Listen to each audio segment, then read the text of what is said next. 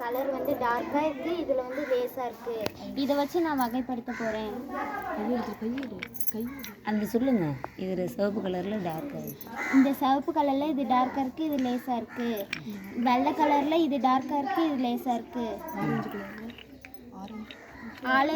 Orange கலரில் இது லேஸாக இருக்குது, இது டார்க்காக இருக்குது. இது வந்து பெரிய முடி, இது வந்து சின்ன முடி.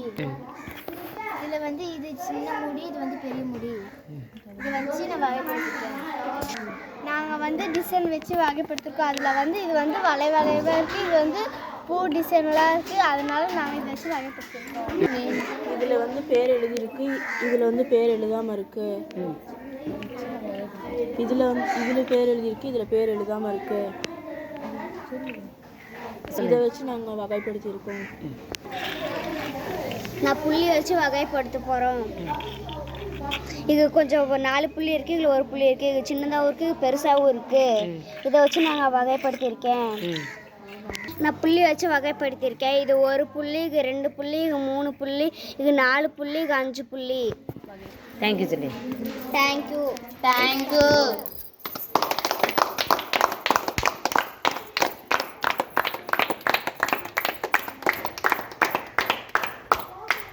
பார்க்குறேன்.